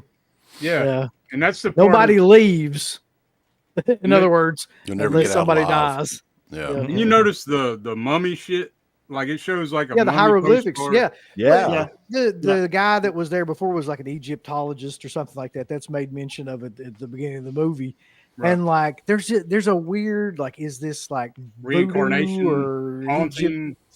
Yeah, Yeah. or like what exactly is, because there's a couple scenes where the guy at the little store when he first comes keeps giving him hot chocolate, which puts me in mind of like Rosemary's Baby, Where is he giving him something in that hot chocolate that's causing him to like kind of go yeah, more and more into paranoia, or like is that just because he insists that he drinks his shit, and like every time that he comes in there, I didn't pick up on that, but now you say, yeah. And he's like, I want a coffee. He freaks out and shit.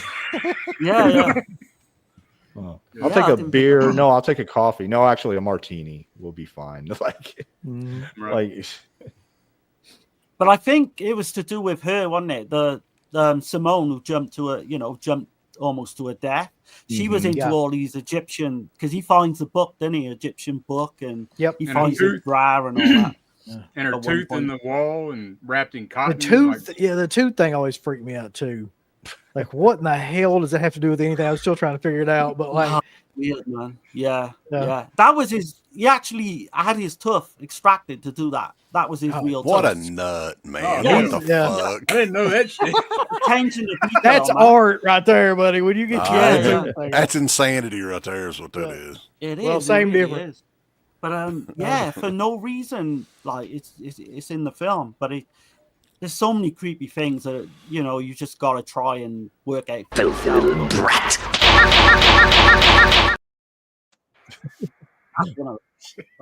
take garbage down the stairs. That was my favorite shot. Yeah. Melvin Douglas goes off frame. That's when the orange peel falls down, and you don't see where that goes. And then the banana peel. I thought somebody was going to slip on the banana peel. To be perfectly honest, great. Stare. And then he comes back up, and they're all gone. And I was thinking, is this guy dead? Does this guy even exist? Right. Something like that. I had burning questions all throughout, and I was fascinated, honestly. I mean, I thought Polanski was very good. I don't know if he did the lead role because he felt like maybe he was testing his own acting ability with it, or if he felt he was just maybe the best one to take the role. I don't really know. But, I mean, uncomfortable or not, I thought he was quite good. Yeah, I thought he was perfect in this role because of just how uncomfortable he fucking. Maybe the fact that he doesn't like to act worked in this movie because the whole movie is just him getting more and more uncomfortable in this place and the paranoia and all this. And there's a scene in it, like there is in a lot of these Polanski movies, where you don't know if this person is really happening or if he's just kind of losing his. Where like he sees the madam like strangling him, but. Is she there? Is she not there? Yeah, that's a weird scene. Yeah. That scene with the chick unraveling the bandages in the, it's like the mummy. You keep seeing all these different people just staring at him from out of the bathroom. Right?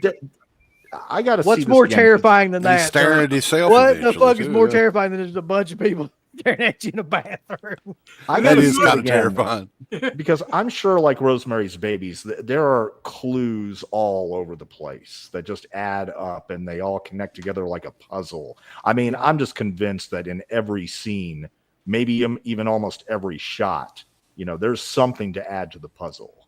And that's why I'm looking forward to seeing it again. I think you're right. And I think this movie, like, really has a lot of those too that I haven't even figured out. Yeah. Like, there's a lot of the stuff in the movie that still I can't figure out how it fits into the movie as a whole, but it's got to be there for a reason. There's got to clearly. What's the deal with the little girl? They put his face on the little girl. Exactly. Like a gesture. She's pointing at him. He's the one or something. He's staring at her or something. I think part of this movie is. What? I think part of it too might be about like you remember there's a scene where he gets robbed too. In the middle of the movie, like he gets robbed, and it's like after that point he slowly kind of goes down. So it's like, is the idea that they're like stealing like his identity or something, or they're trying to like rob him of like who he is? Like I think that might be the crux of the movie. But I kind of see it as his will is being taken away. Like that could be. It's a perfectly It's almost like a Kubrick film, isn't it? You see something different every time, I would imagine. Mm-hmm. And it's probably never ever going to be spelled out. And this one didn't do that good. It didn't. No, it didn't. It was panned, I think, when it came out, right? Yeah, that's crazy. It was shown in Cannes. So crazy. It was shown in the Cannes Film Festival in 1976, and it was booed for like 7 minutes straight. People just didn't get it. I take it. It had a 1.9 million budget, and that's exactly what it got. in like receipts as well. So didn't do well at all. And I do know that in Leonard Maltin's guide, like he gave Repulsion, Rosemary's Baby, and Chinatown, and Macbeth, even his version of Macbeth, he gave them all 4 stars. And then you get to the Tenet, 2.5. Damn. Oh, okay. It's like, yeah, I mean, this did not grab anybody at the time, but I get it. I guess I get it. You think it was too slow in the beginning? Because there's a lot of time goes by really before, in my opinion, anything that interesting happens in it. I mean, I definitely think you need to watch it 3 or 4 times to get. I've only seen it once, but it just kind of clicked for me first time. But some people, I can imagine, it will take a while. I do like the fact that he booked himself to make out with the girl in the movie theater, and he got a big handful of her titty. Oh yeah. Come on. And you know what's funny is that they were watching, of course, Enter the Dragon. The very moment that at the end of the scene, just before they leave the theater, when Bruce Lee puts that guy in the chokehold, that was Jackie Chan. Oh yeah. Oh, okay. Yeah. Jackie Chan was in Enter the Dragon. He's in that particular scene. And it's funny because Jackie Chan was later in Rush Hour 3, where Roman Polanski has an acting role in that. So there's a little connection right there. I did see where Polanski, where he liked Bruce Lee, so because they were asking him why he chose that scene, and he's like, well, that was the time, people were those kind of films were just becoming popular and shit. Mm-hmm. The reason he actually picked Ajani for the role is he said she has eyes of someone who's already dead inside. It's not the greatest compliment, but yeah, I can see that. I can see it. Yeah. Dustin Hoffman and Jack Nicholson were turned down because he originally was, they were looking at other people, but then he said, Jack Nicholson, man, holy shit. Yeah, well, he's crazy, and he does crazy very well. No, man. But, even Polanski said, I'm more fucking crazy. I'm the only crazy fucker that can do this part. Like, that's why that's why he did it. But yeah, if you're saying that over Jack Nicholson, then yeah. But I can see Dustin Hoffman type. I can see that with. I can't see Jack. Yeah, I can see Dustin Hoffman will be kind of close to what we got a little bit. Right. Exactly. Yeah. Jack Nicholson. An American version. Jack Nicholson would have chewed up the fucking scenery. I don't think it would have worked as well. Yeah, he'd be grinning and putting that lipstick on. Yeah.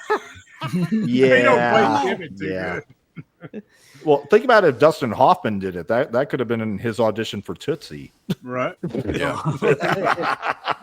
You'd be looking at Tootsie way different. Oh, my! What do y'all think about the cinematography in it, though? Like, it's the same guy that he worked for Ingmar Bergman. He did a lot of Ingmar Bergman films. I can't really pronounce it. Sven Nykvist. Sure. Swedish cinematographer, though. Like, Sounds the Virgin good to me. Spring. Oh, yeah. The Virgin Spring, I mean. Yeah. Hour of the Wolf, The Serpent's Egg is one I do recommend if you've never seen that one. Yeah, technically it's a very well-made movie. It looks really good and everything. Right. No doubt. Yeah, I love everything about this movie, really. I think it's one of those movies that the definition of, like, if you're willing to go on this ride and just kind of like sit there and be with the movie and be present with it, like, it's a genuinely uncomfortable film to watch, like, all the way through. Anxiety, man. Like when he's holding all the trash, my anxiety's kicking in. Like when all that trash is like falling and shit. Like, I'm like, damn. And the landlord's just, you just feel like his ass is just going to get chewed out and thrown down the stairs at any moment. He almost takes on a different persona as well when he does dress up as a woman. He puts a lipstick on, he buys that wig in the shop.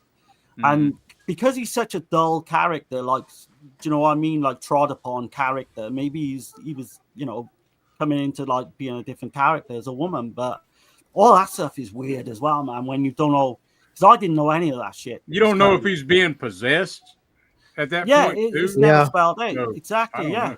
Or is he replacing his identity, or like what is going on? Right.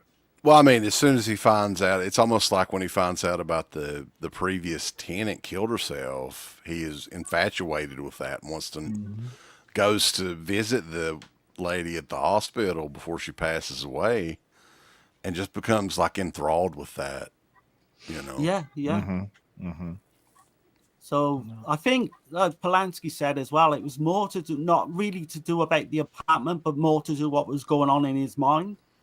And then it just happened to link together all these different fucking weird coincidences with the woman who dived out the window, and the ending is fucking great as well to this. Yeah, Man, without the very end where he's in the hospital. Jesus Christ, yeah.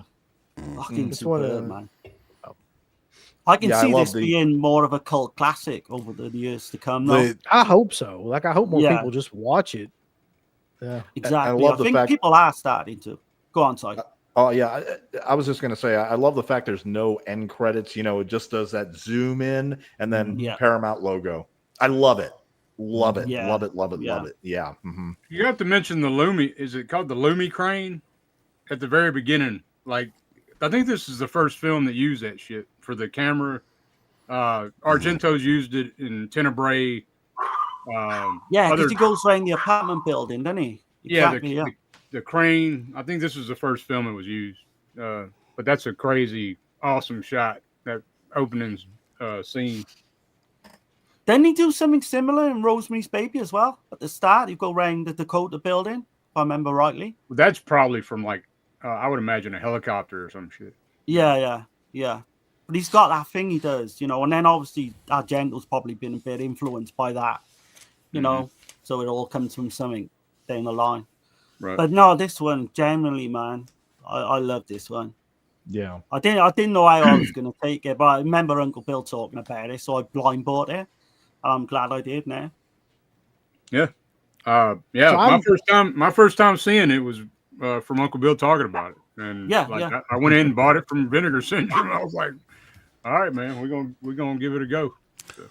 That is a very cool addition too, by the way. If you've seen the movie and the window and all that, it's pretty neat. Right. But yeah, all three of these films, man, claustrophobic, paranoia, fucking no. All three protagonists have no privacy, pretty much. Like, Well, that's the thing. Like, if you've ever lived in an apartment, like you can relate to a lot of shit that goes on in these movies. Oh yeah, you know, definitely. I got to know what y'all's rating of this one is, though, based on the other ones. 9.5 out of 10. What is it? 9.5 out of 10. Yeah. So Repulsion for me is 10 out of 10. Rosemary's Baby 8.5 out of 10, and Tenet 9.5. I'm definitely going to buy it on the Vinegar Syndrome Blu-ray. Yeah.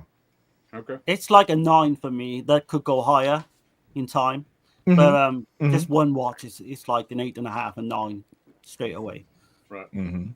This one probably could go up, man, but at the moment it's probably like an 8 out of 10 for me. Okay.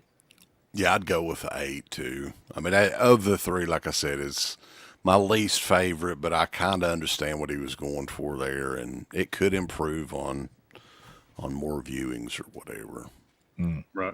Because I mean, there's something that keeps sticking with me. Like, is this shit reincarnation? Is this a haunting going on? Is this the dude just losing his damn mind? Like, that's what I'm saying. I found it tantalizing. You know, I kept on asking questions. I kept figuring out, like, there's got to be clues. There's clues scattered all over the place that I didn't quite pick up on the first viewing. I can't wait to watch it again. That's the best part of the movie to me, is like wanting to watch it again. And, you know, like it's not a movie that I ever think, you know, I don't want to watch it again. I want to watch it over and over again.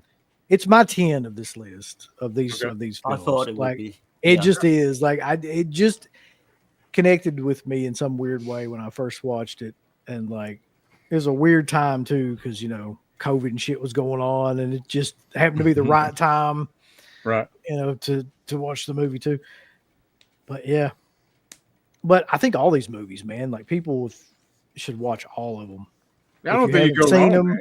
You take some time out, watch all three of them if you can. You know, watch them consecutively as well.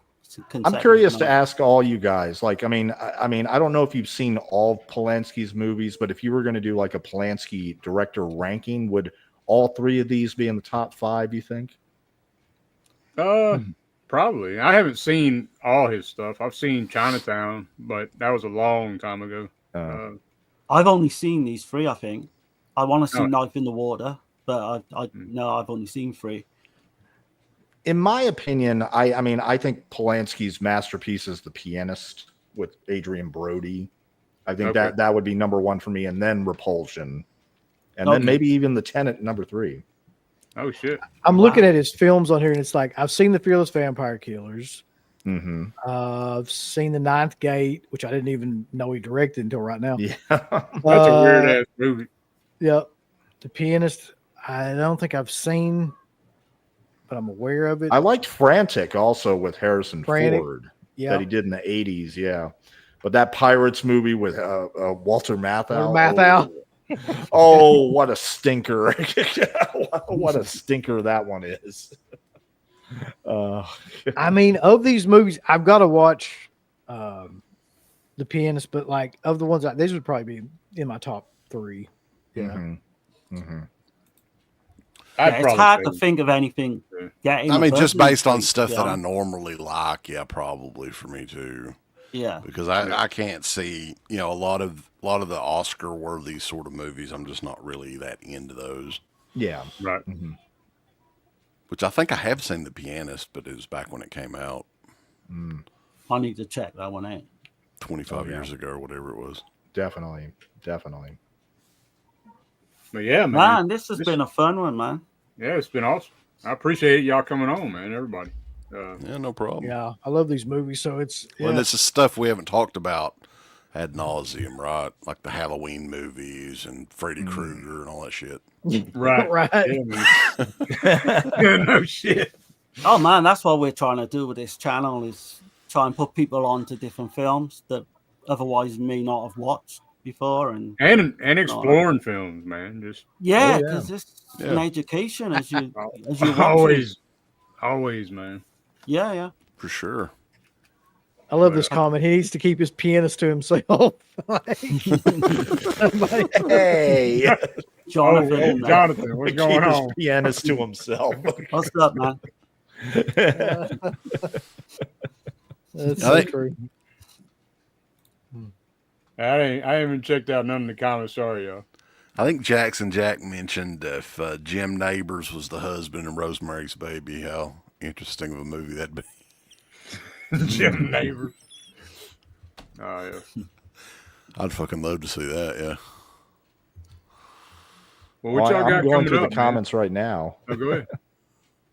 Go ahead. Yeah, pick out some comments if you want, mind. If you can see them. The French are very xenophobic tracks. Makes sense. Oh, worst Rosemary's Baby ripoff. Let's scare Jessica to death. Ugh, so boring.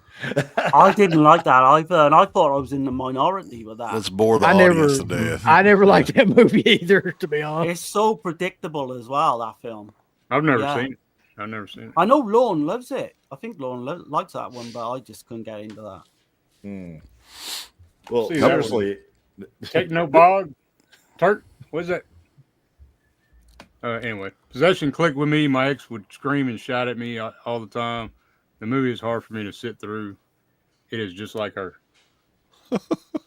Yeah, seriously. That's why it clicked for me, right? Because Possession, I went through a similar situation where I had a young son at the time, and then I was going through a breakup, and that's why it clicked.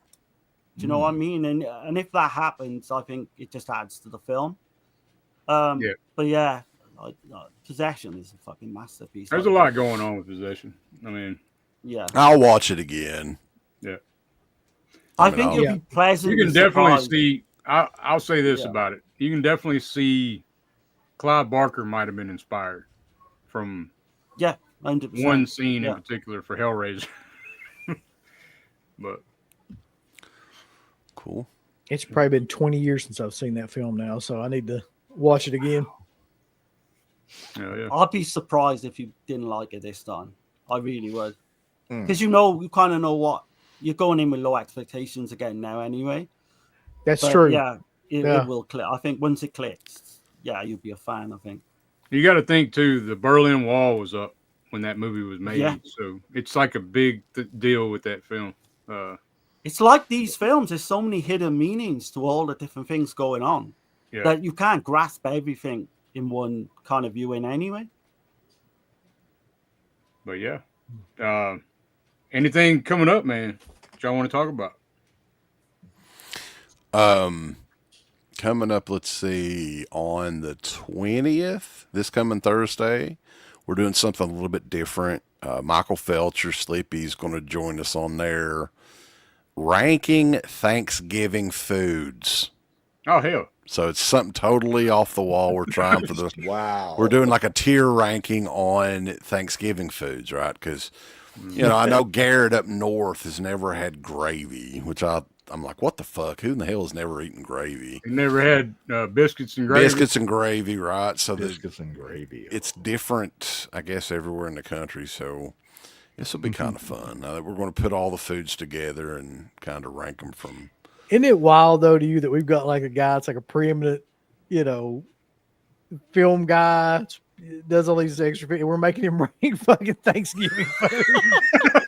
I mean, any stream with Felcher, man, is just great. Yeah, it's quality. He's so funny. It is like everything, because I kind of go through these and try to make short videos and stuff for the YouTube page.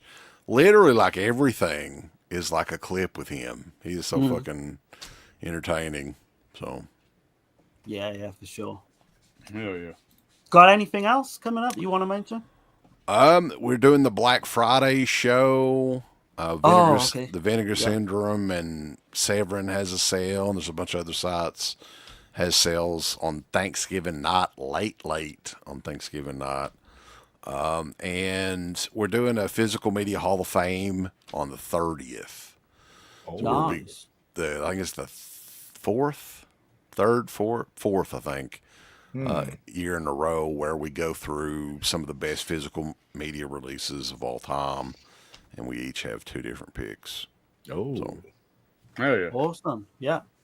What about you, Stone? You got anything coming up? Well, I mean, I know that the next region free for anybody that's interested is going to be on Saturday, December 13th. And one of the topics that I suggested, on the last stream was because I'm going to be seeing the night before, I'm going to see the Silent Night, Deadly Night remake, which currently has an 87% Rotten Tomatoes score. So we're going to talk about the franchise and probably, the best films and physical media releases of the year. And I haven't announced it yet, but I will be doing an audio commentary on December 2nd, which is a Tuesday, at my channel, Stone Gasman, where I'm going to be doing an audio commentary for the 1965 Disney film That Darn Cat, starring Dean Jones and Haley Mills, which, ironically enough, is my number one film of 65, and Repulsion is probably in the second place slot. What the shit? That's a hell of a double feature right there. Yeah. Man. Ironically, that's a perfect double feature, actually. Damn it. Man, you couldn't get 2 different films if you try. Oh my God, no.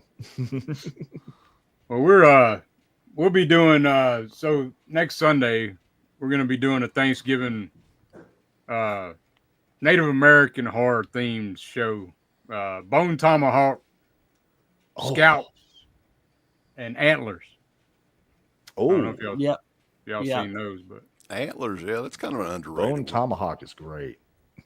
yeah, Antlers, man, I enjoyed that one a lot. But we're gonna get into it. So. I've not seen any of them. I think either. that one, that's like, wasn't that like around COVID when that came out? It was. Yeah. So I think that 2021. It came out the same weekend as Last Night in Soho, and I went to go see Last Night in Soho instead, and that became my number one movie of the year. Yeah. I was going to say that was a good choice because I love Last Night in Soho. Oh yeah, love it. Underrated, man. Mm-hmm. But yeah, if y'all haven't done it, man, y'all do some of this here.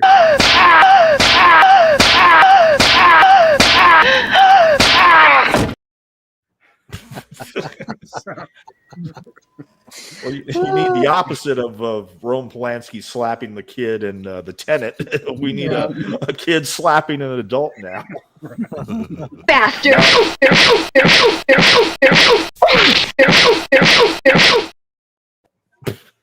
These are all great, by the way. Yeah, all right. Oh, God. Sorry Good about shit, that, pal.